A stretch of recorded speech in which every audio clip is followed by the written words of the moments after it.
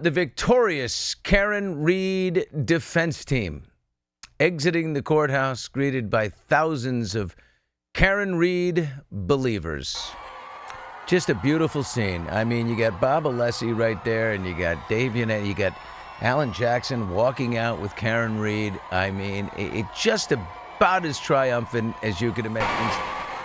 Such a nail-biter. Look at that. Great shot from behind as they exit the steps of the courthouse. Look at all those people. Thousands. Someone said 2,000. It's got to be way more than that. There's Alan Jackson up front and Karen Read. I'm still thinking about this.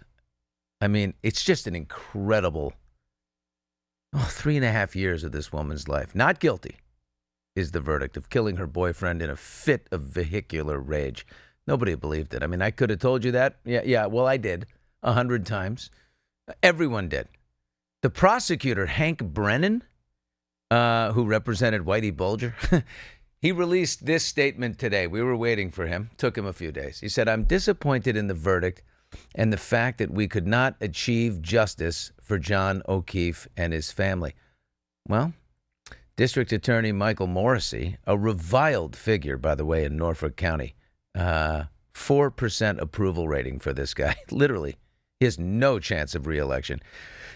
He said, "Mike Morrissey appointed me, giving me full discretion to independently assess the case and follow the evidence no matter where it led. After an independent and thorough review of all the evidence, I concluded that the evidence led to one person and only one person. Neither the closed federal investigation nor my independent review led me to identify any other possible suspect or person responsible for the death of John O'Keefe." Let me take a pause here to say, in that case, you're a terrible, horrible lawyer. The campaign of intimidation and abuse that has been waged, funded, and promoted in public and on social media is the antithesis of justice. I think that's a little dig at Turtle Boy, frankly. It is my hope that with the verdict, the witnesses and their families will be left alone. Another dig at Turtle Boy. The harassment of these innocent victims and family members is deplorable and should never happen again in a case in this Commonwealth. My heartfelt condolences to the O'Keefe family and faith that over the coming years, they will find peace and closure. Yeah, and for that to happen, why not go find the real assailants? I think they're right in front of our faces.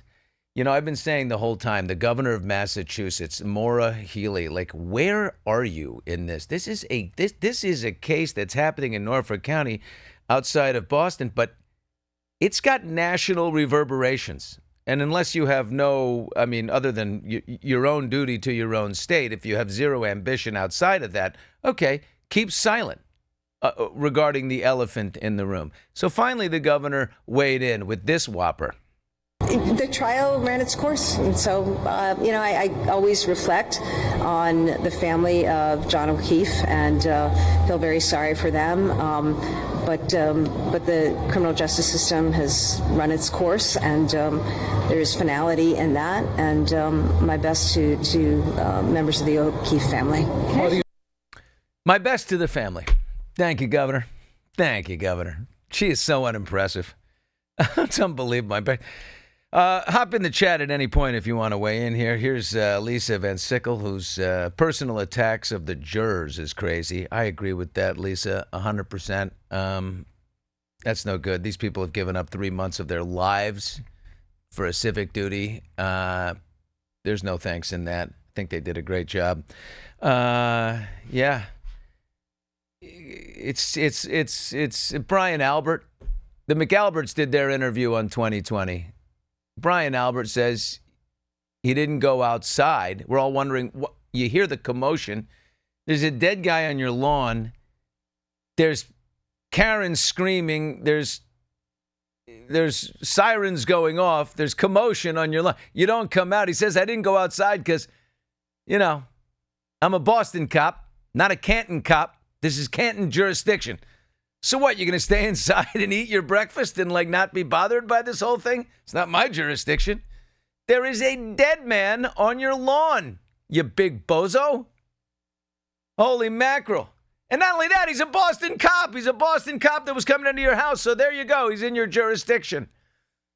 Michael Proctor spoke with 2020. That poor bastard. He is just, that poor guy. Boy's gained so much weight, you can see, from the first trial to now, since being, dishonorably discharged. He's gotten all fat and bloated and stuff, and it's kind of a sad sack. He starts crying. His whole life went away. He's not a leader. He's just a big schlub that kind of was, going along to get along and fit in with the guys. And, he's not a game changer. He doesn't mean anything.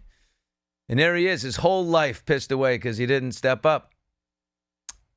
Anyway, he felt the public was, he mentioned that the public was actually in support of the prosecution. He called them the silent majority. He goes, they're just not on Twitter.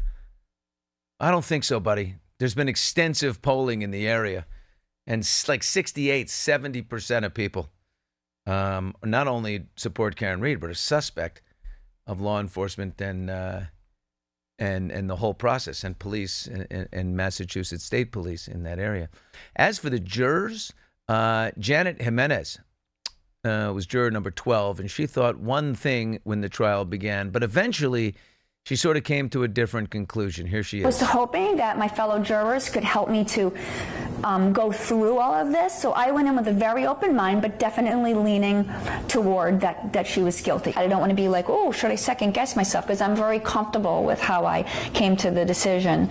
So I guess it'll be part of my story. Interesting. Going back to the chat here, Denise Parker says, I think Higgins did it with the help from the Alberts. The Alberts will make him their scapegoat. Who knows? I mean, it is interesting that they all did interviews except Higgins. He's nowhere to be found. Juror Paula Prado, she's juror number 11, told Turtle Boy there were other jurors who also had guilty or not guilty thoughts before the trial began.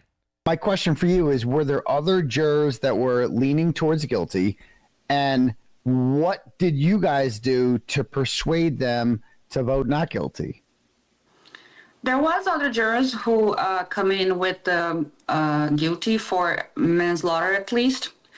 How many would you estimate? I would say there were like maybe 3 jurors who were set on the guilty verdict, but another 3 were, I don't know, maybe. Either way, okay. Yeah. Open to, and there were about 6 that were leaning towards not guilty, and that includes you? Yeah, and that's my impression, because again, we didn't have a vote in the beginning, so that's my impression by the comments people were making. Wow. There's also a lot of these jurors are being harassed online in a huge way, and a lot of it is racist. Paula Prado right here. I mean, there's a lot of deplorables coming out and attacking these people. These people gave up their time. They saw the only available answer, the only available verdict. The idea that Michael Proctor thinks that there's a silent majority that thinks that she's guilty, it's crazy. There's just too much inexplicable crap. So anyway, the DA speaks out, Michael Morrissey, again, 4% popular.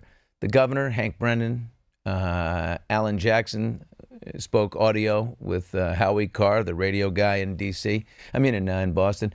Yannetti and Alessi have spoken. The McAlberts speak together. Nothing from Mama O'Keefe right now. Again, who I always have, a soft spot for. What that woman has been through, it's too much.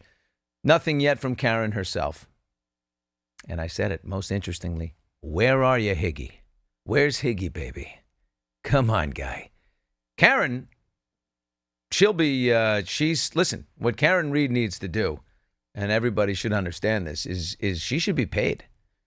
I said it right when the verdict came out. The last ABC 2020 and their special with lots of, shorter pieces that run on Good Morning America, ABC News, NBC News, CBS News. Let them all fight. They still have checkbooks. Let them all fight and let Karen get paid.